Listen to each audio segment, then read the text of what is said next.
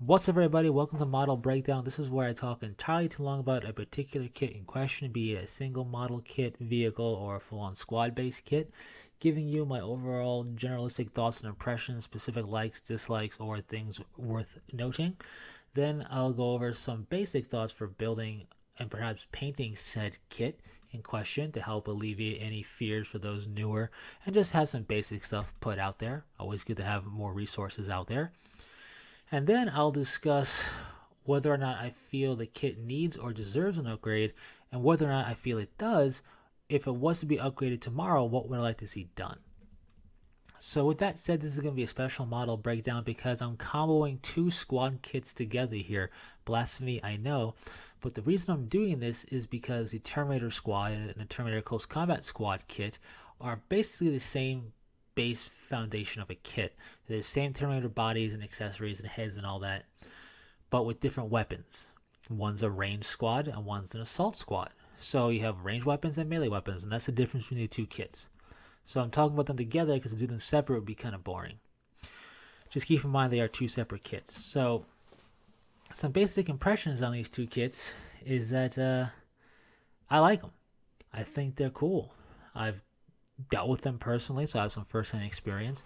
And while they are the oldest Terminator kits in service to purchase right now, it shouldn't intimidate you.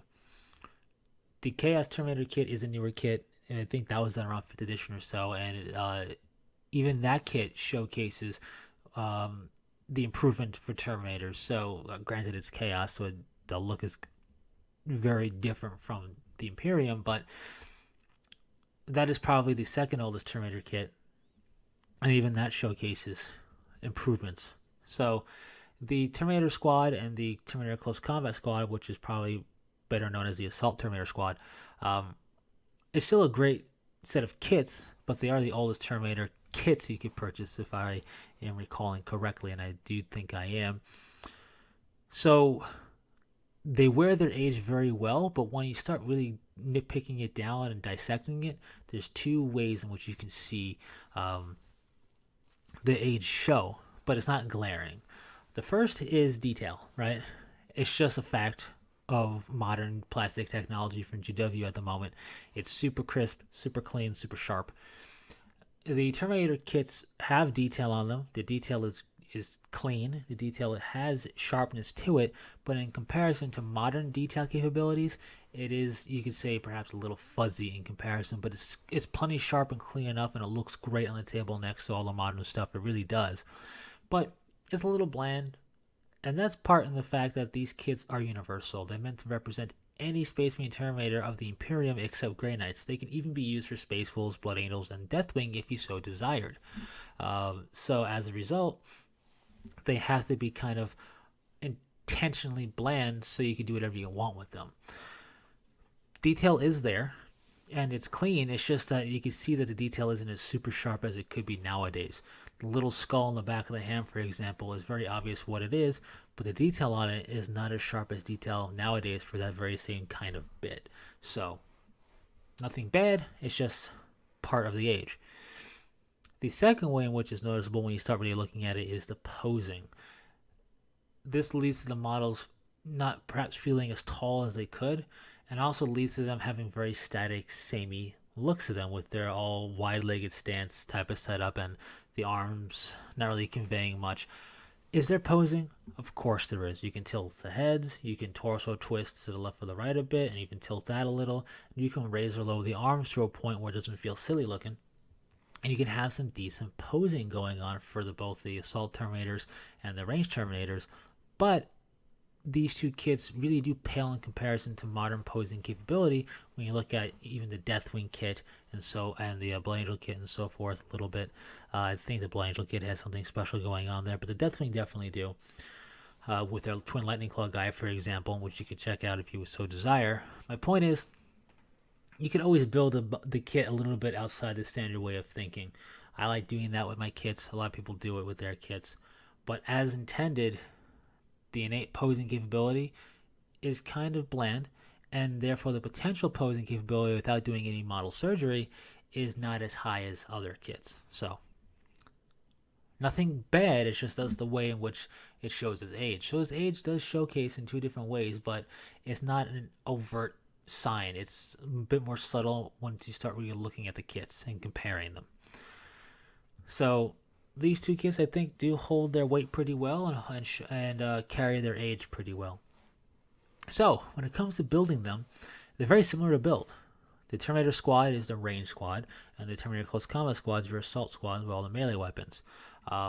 What's nice is, no matter how you want to build them, insofar as how they can be represented through the Terminator squad and Close Combat Terminator squad entries, you can represent them. So if you want 5 Thunderhammer Storm Shields or 5 sets of Lightning Claws, you can do either fully, or you can mix and match for your Assault Terminator squad. For your range squad, you have all the Power Fists and the 1 Power Sword you need. You have all the Storm Bolters you need. You have the Cyclone Missile Launcher, the Heavy Flamer, or the Assault Cannon, depending which way you go. You have Chain Fists as well, enough to represent them if you so desire for your squad. So when it comes to building, you don't really have to cut corners in terms of, well, I only have 3 of this bit or 2 of this bit. So you really are good to go and build it how you see fit. With that said, dry fit everything. I don't care if it's 2 pieces that clamshell together. Dry fit everything. See where the seams are that you don't have to worry about cleaning because they'll be hidden from other bits. See where the seams are you have to clean up, and to see if you have to scrape anything down to get it to fit as perfect as possible for yourself.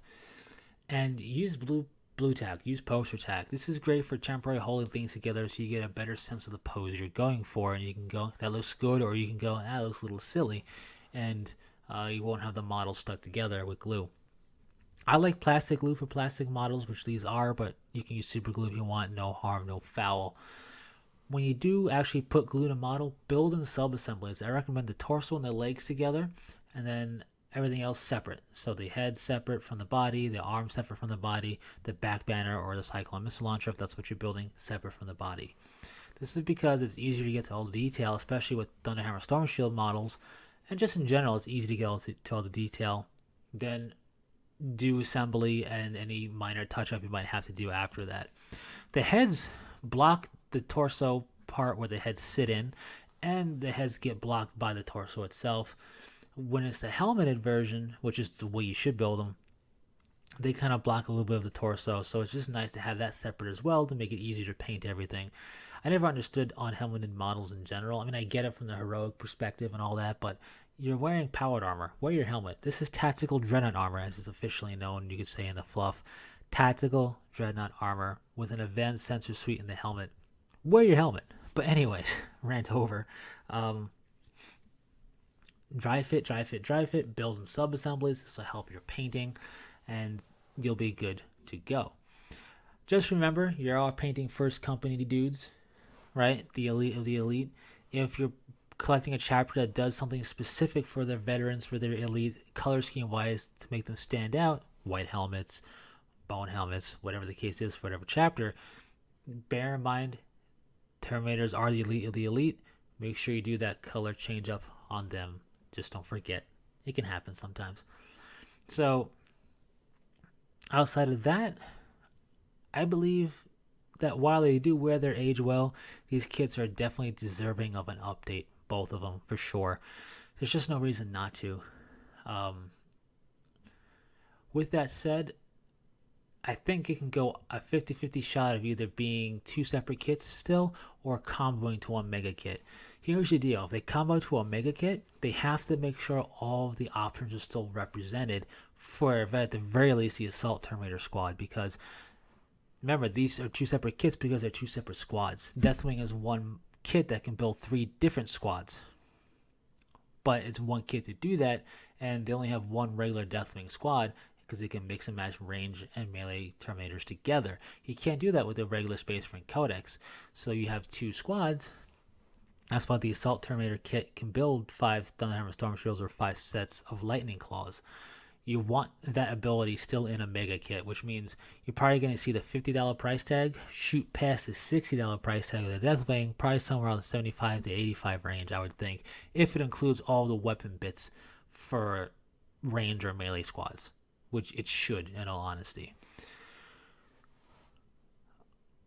And if you do a mega kit, what I like to see is a bit more sharpness to the detail already there, slash a little bit extra detail, not much, just a little bit more, very tiny bit more detail on the models, just enough to make them feel a little bit more special without being all up in your grill with detail everywhere. Still having room to do decals and whatnot.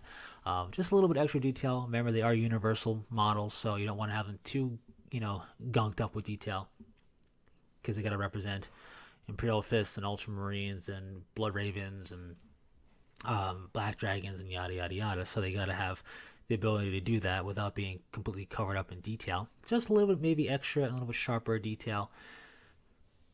And posing.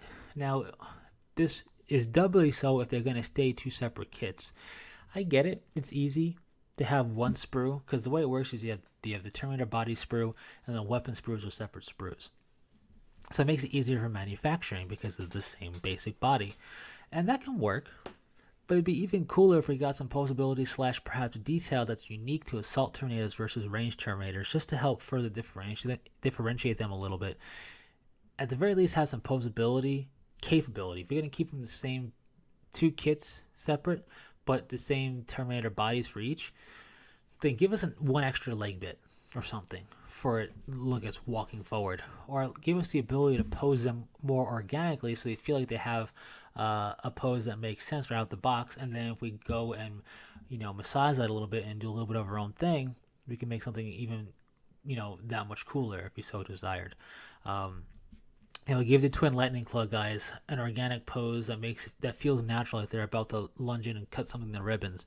Give the Thunderhammer Storm Shield guy a natural kind of blocking pose for one of them or something like that. Set up the legs accordingly. Give us a set of legs that it looks like it's marching forward. Give us a Power Fist that's pointing. A Storm Bolt that's raised, looks like it is actively firing at that moment or something.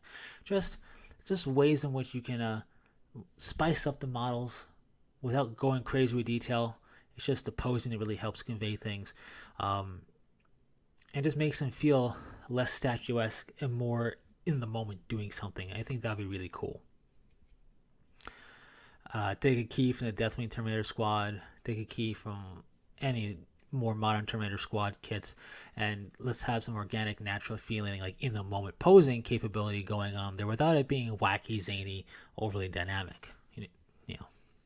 Less is more to a degree, but you still have to have something, as opposed to the really static, wide-legged stance and very basicness that we have currently. I think if you just sharpened up the detail that's there and gave us some cool posing options innately in the kit, that's all that's really needed.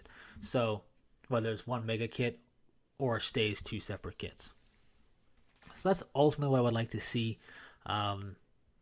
Outside of that, decal-wise, it'd be nice for them to have maybe a little bit of a special decal or something to showcase elite stuff. Maybe specifically something that's a little bit different from the standard chapter decal sheet, although I think they are kind of changed up some decals from some kits, so we'll have to wait and see.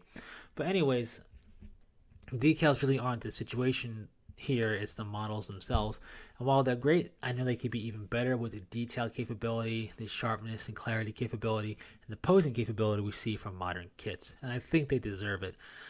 They wear their weight well, in my opinion, but it doesn't mean they don't deserve, or doesn't mean they shouldn't get updated. I think they definitely should. They are the elite of the elite, after all, of the Astartes. Anyways, that's my long-winded talking too long about two kits here from Model Breakdown. What are your thoughts on the Terminator Squad and the Assault Terminator Squad kits? Do you like them? Do you dislike them? Obviously, I was very happy to get my Deathwing kits, but I think these two kits are really cool still. Very universal. Doesn't matter what you play. Even Deathwing can make use of them. Same thing with Space Wolves and so forth. So, cool kits. Share your thoughts and leave any questions, comments, or requests in the comment section. And until next time, take it easy.